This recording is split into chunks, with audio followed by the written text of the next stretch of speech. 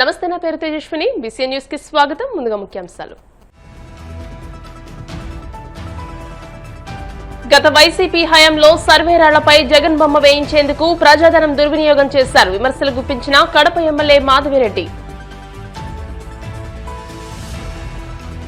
ఆదిమూలం నుంచి అరవ శ్రీధర్ వరకు రాష్ట్రంలో మహిళలపై అఘాయిత్యాలు పరిపాటుగా మారాయి. తీవ్ర స్థాయిలో ధ్వజమెత్తిన వైసీపీ ఎమ్మెల్యే చంద్రశేఖర్. అంగరంగ వైభవంగా అంతర్వేది లక్ష్మీ నరసింహుడి కళ్యాణం. గోవింద లక్ష్మీ నరసింహ అంటూ మార్మోగిన గోదావరి సాగర సంగమ క్షేత్రం. రేవంత్ రెడ్డి ఈ 2.5 సంవత్సరాలలో లక్షల కోట్ల అప్పులు చేసి ఏం చేశారు? తెలంగాణ సీఎంపై నిప్పులు చెరిగిన బీఆర్ఎస్ వర్కింగ్ ప్రెసిడెంట్ కేటీఆర్. సర్వేరాళ్లపై జగన్ బొమ్మ వేయించేందుకు ప్రజాధనాన్ని దుర్వినియోగం చేసి సుమారు 700 కోట్లను వైసీపీ ప్రభుత్వం దోచుకుందని కడప ఎమ్మెల్యే మాధవిరెడ్డి ఆగ్రహం వ్యక్తం చేశారు. మంగళగిరిలోని టీడీపీ కేంద్ర కార్యాలయంలో ఏర్పాటు చేసిన మీడియా సమావేశంలో ఆమె మాట్లాడుతూ వైసీపీ నాయకులు క్రెడిట్ చోరీ అంటూ పెద్ద ఎత్తున గగ్గోలు పెడుతున్నారని మండిపడ్డారు. డబ్బులు పెట్టుకుని మాట్లాడించే పేటీఎం బ్యాచ్ ను ముందు పెట్టుకుని ప్రజలను తప్పుదారి పట్టించాలనే ప్రయత్నం చేస్తున్నారని ఆరోపించారు. ముఖ్యమంత్రి చంద్రబాబు రాజముద్రతో కూడిన పట్టాదారు పాస్ పుస్తకాలను రైతులకు అందజేస్తుండడమే వీళ్ల భయానికి కారణమని అన్నారు. వైకాపా పార్టీ క్రెడిట్ చోరీ అంటూ ఆ పార్టీ నాయకులు గాని వాళ్ళు పేమెంట్ చేసి పెట్టుకున్న పేటీఎం బ్యాచ్ గాని పెద్ద ఎత్తున గగ్గోలు పెడతా ఉన్నారు. నారా చంద్రబాబు నాయుడు గారు, మన ముఖ్యమంత్రి గారు ఎంత పెద్ద ఎత్తున పట్టాదారు పాసు పుస్తకాలు పంపిణీ చేస్తూ ఆ పాసు పుస్తకాల మీద ఉన్న రాజముద్రను చూసి భయపడుతున్నారు. ఒక ఆయుధం ఒక పిచ్చోడి చేతిలో ఉంటే ఏమైతుంది, అదే ఒక ఆయుధం ఒక మంచి వ్యక్తి చేతుల్లో ఉంటే ఏమైతుంది అనేది ఈరోజు ఈ యొక్క పట్టాదారు పాసు పుస్తకాలు నిదర్శనంగా కనపడుతున్నాయి. జగన్మోహన్ రెడ్డి గారు భూ రీసర్వే పేరు మీద ఎన్ని దోపిడీలు, దుర్మార్గాలు, ఆక్రమణలు చేశారో గత 5 సంవత్సరాల్లో ప్రజలు ఇంకా మర్చిపోలేదు. ఈ యొక్క పట్టాదారు పాసు పుస్తకాలు చూసి ప్రజలకు మళ్ళా తన దోపిడీలు గుర్తొస్తాయన్న భయంతో వీళ్ళందరూ బయటకు వచ్చేసి ఈ పట్టాదారు పాసు పుస్తకాల మీద క్రెడిట్ చోరీ అని మాట్లాడుతూ ఉన్నారు. 2018వ సంవత్సరంలోనే తెలుగుదేశం ప్రభుత్వం ఎంతో పెద్ద ముఖ్య ఉద్దేశంతో, మంచి ఉద్దేశంతో ఈ యొక్క భూ రీసర్వే ప్రక్రియను మొదలుపెట్టింది. ఆ రోజే తెలుగుదేశం పార్టీ అధికారంలో ఉన్నప్పుడే జగ్గయ్యపేటలోని తక్కెళ్లపాడులో భూ రీసర్వే పేరు మీద ఒక పైలట్ ప్రోగ్రాం మొదలుపెట్టి ఆ రోజు కంటిన్యూస్ ఆపరేటింగ్ రెఫరెన్స్ స్టేషన్స్ ద్వారా భూములు రీసర్వే చేసే విధంగా జీవో నెంబర్ 1348ను 2018 సెప్టెంబర్ 25వ తేదీనే తెలుగుదేశం పార్టీ జారీ చేసింది. 2019లో ఒక దురదృష్టవశాత్తు పార్టీ ఓడిపోవడము, వైకాపా పార్టీ అధికారంలోకి రావడము, ఈ భూ సర్వేని ఒక దోపిడీ చేయడానికి, ప్రజల భూములని ఆక్రమించుకోవడానికి వాడుకొని ఒక అవకాశంగా తీసుకొని వాళ్ళు కన్నుబడ్డ ప్రతి ఒక్క భూమిని వాళ్ళు లాక్కునే ప్రయత్నం చేశారు. భూ సర్వేల వివాదాలు సృష్టించి ఈ భూ సర్వేతో, రీసర్వే పేరుతో ప్రజల మధ్యన వివాదాలు సృష్టించి న్యాయపరంగా సాయం దక్కకోకుండా వైసీపీ నాయకులు 2 రకాల పద్ధతులను ఈరోజు చేశారు. రీసర్వే పేరుతో దాదాపు రాష్ట్రంలోని చాలా భూముల్ని 22A జాబితాలో చేర్చడము, ఆ తర్వాత ఆ భూ వివాదాలు పరిష్కారం కాకుండా ప్రజలు అల్లకొల్లోలం పడితే మీకు క్లియర్ టైటిల్స్ ఇస్తామని చెప్పేసేసి భూ వివాదాలు పరిష్కరిస్తామని చెప్పి ఈ యొక్క ల్యాండ్ టైటిల్ యాక్ట్ని 2023 అక్టోబర్ 31న ప్రకటించడం జరిగింది. ఈ ల్యాండ్ టైటిల్ యాక్ట్లో ఆంధ్రప్రదేశ్లోని ప్రతి ఒక్క వ్యక్తికి తెలుసు ఈ ల్యాండ్ టైటిల్ యాక్ట్ ఏ విధంగా వాళ్ళ యొక్క స్వేచ్ఛను హరిస్తూ వాళ్ళ ఆస్తులను ఆక్రమించుకోవడానికి ఈ యొక్క ల్యాండ్ టైటిల్ యాక్ట్ తీసుకొచ్చినారనేది. దీని ప్రకారము ఏవైనా భూమి యొక్క సమస్యలు తలెత్తితే భూ అప్పిలేటుకు పోవాల్సి ఉంటుంది అని ఈ ల్యాండ్ టైటిల్ యాక్ట్లో చేర్చి ఈ ట్రిబ్యునల్ పరిష్కారాలన్నీ ఈ ట్రిబ్యునల్ అప్పిలేట్లోకి పోయే విధంగా తయారు చేశారు.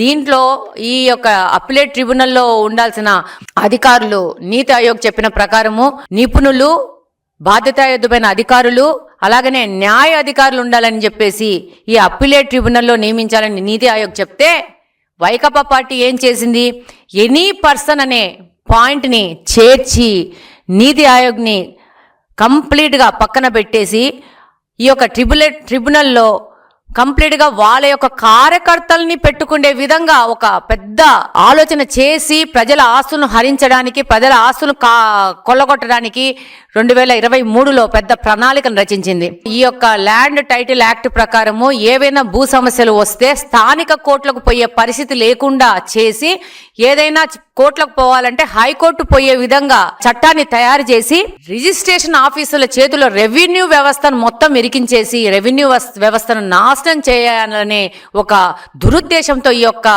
ల్యాండ్ టైటిల్ యాక్ట్ ను తీసుకురావడం జరిగింది.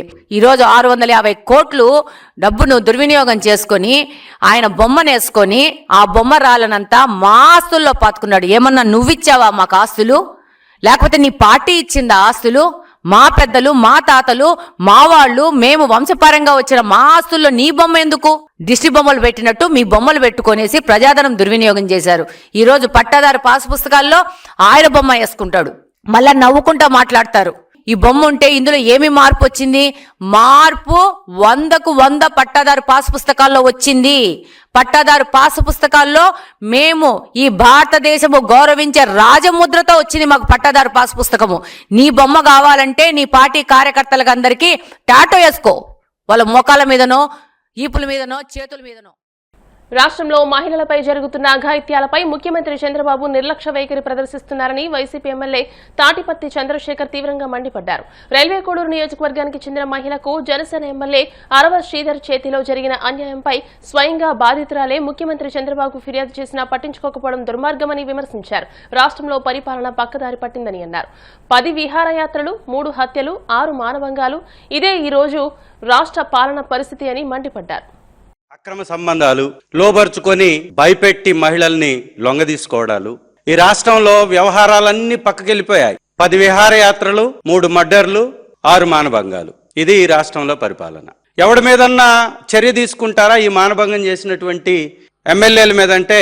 బేరసారాలు, వాళ్ళని వశపరుచుకొని లోబరుచుకునేటటువంటి కార్యక్రమాలు. పవిత్రమైనటువంటి తిరుపతి వేదికగా జరిగినటువంటి ఒక మహిళకి జరిగిన అన్యాయాన్ని ఆ రోజు కానీ పట్టించుకున్నట్టయితే ఈరోజు అరవ శ్రీధర్ ఈ యొక్క ఘాతుకానికి పాల్పడతాడా?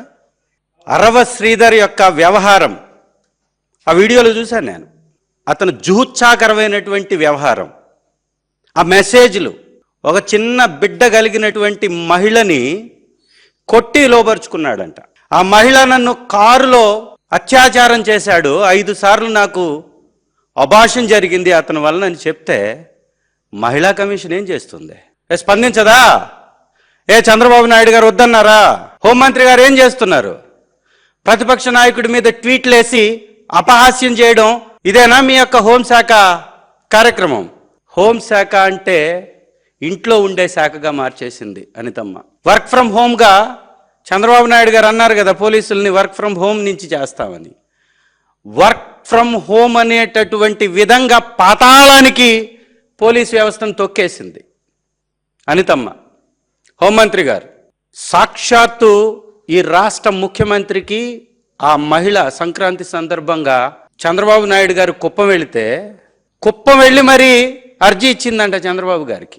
ఏమండి చంద్రబాబు గారు, ఒక మహిళ మీ ఊరికి వచ్చి, మీ దగ్గరకు వచ్చి, మీకు అర్జీ ఇచ్చి, మీ ఎమ్మెల్యే నన్ను ఈ విధంగా బలత్కరిస్తున్నాడు, నాకు న్యాయం చేయండి అంటే మహిళను పట్టించుకోరా?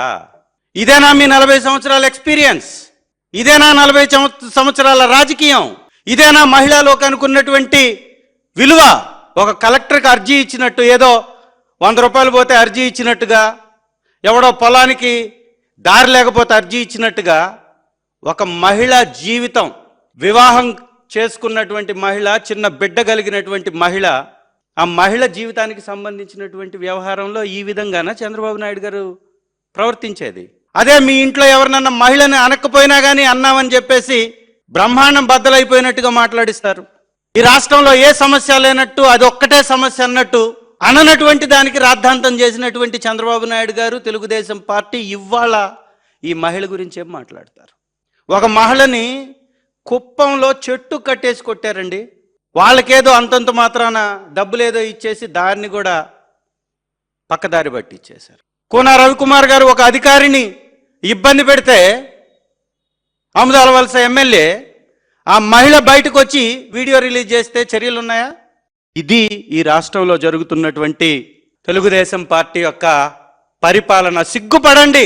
ఓ ముఖ్యమంత్రిగా ఉండి, తెలుగుదేశం పార్టీ అధ్యక్షుడిగా ఉండి, ఒక మహిళ వచ్చి తన బాధ చెప్పుకుంటే అర్జీలు ఇచ్చి పంపించేస్తారా? ఆ మహిళ ఈరోజు బయటకు వచ్చేసి నాకు అన్యాయం జరిగిందంటే ఆవిడ మీద దాడి చేపిస్తారా? ఆవిడ మీద మాటలు తూలుతారా? ప్రెస్ మీట్లు పెట్టిస్తారా? ఇదా మీ యొక్క పరిపాలన? నిజంగా హోంశాఖ మంత్రి మహిళే కదా, ఆవిడకి బాధ్యత లేదా? ఆవిడ స్పందించొద్దా? ఎమ్మెల్యే మీద చర్యలు లేవా? ఏ మీ తెలుగుదేశం నుంచి వచ్చాడనా? తెలుగుదేశంలో టిక్కెట్లు దొరక్క ఖాళీగా ఉన్నటువంటి వాళ్ళని పొత్తుల్లో భాగంగా సీట్లు ఇచ్చారు కాబట్టి జనసేనలోకి పంపించి ఎమ్మెల్యేలని చేశారు. వీళ్ళంతా నిజంగా మాట్లాడుకుంటే తెలుగుదేశం వాళ్ళు. ఈ చేస్తున్నటువంటి దురాఘాతాలు పాల్పడుతున్నటువంటి వాళ్ళందరూ తెలుగుదేశం వాళ్ళే. పవన్ కళ్యాణ్ గారి ఉదాసీనత వలన, వారి కమ్యూనిటీ ఓట్లు కొల్లగొట్టడం కోసం, తనకు రాజకీయంగా లబ్ధి జరగడం కోసం జనసేన అనేటటువంటి ఒక పార్టీ పేరు మాత్రమే, పెత్తనం వాళ్ళది కాదు, రాజకీయం వాళ్ళది కాదు. ఎమ్మెల్యేలు వాళ్ళు ఉన్నా కానీ తెలుగుదేశం నాయకులే అక్కడ పెత్తనం చేసేది. ఇది చంద్రబాబు నాయుడు గారి యొక్క ప్రభుత్వం యొక్క వ్యవహార సరళి. నిజంగా మాది ప్రభుత్వం నడుస్తుందని చెప్పి ఎవరన్నా చెబితే తల తీసుకెళ్ళి ఎక్కడో పెట్టుకోవాలి. వాళ్ళు సిగ్గుతో తలదించుకోవాలి. ఇంకా మాట్లాడితే పెద్ద పెద్ద మాటలు. కూటమి అంట. ఎందుకయ్యా కూటమి? ఏ నాలుగు గిక్కోటానికా? డాక్టర్ బిఆర్ అంబేద్కర్ కోనసీమ జిల్లా అంతర్వేది శ్రీ లక్ష్మీ నరసింహస్వామి వారి కళ్యాణ మహోత్సవం గురువారం తెల్లవారుజామున అత్యంత వైభవంగా జరిగింది. వేద మంత్రోచ్చారణల మధ్య శ్రీ లక్ష్మీ నరసింహస్వామి వారు ఉభయ దేవేరులైన భూదేవి శ్రీదేవిని కళ్యాణమాడారు. సరిగ్గా 1:56 రోహిణి నక్షత్రయుక్త వృశ్చిక లగ్న పుష్కరాంశమందు జరిగిన ఈ పరిణయ వేడుకను వేలాది మంది భక్తులు తిలకించారు. వైష్ణవ సంప్రదాయం ప్రకారం వేద పండితులు, అర్చక స్వాములు కళ్యాణ తంతు నిర్వహించారు. వేల సంఖ్యలో భక్తులు హాజరై తన్మయత్వంతో కళ్యాణాన్ని వీక్షించారు.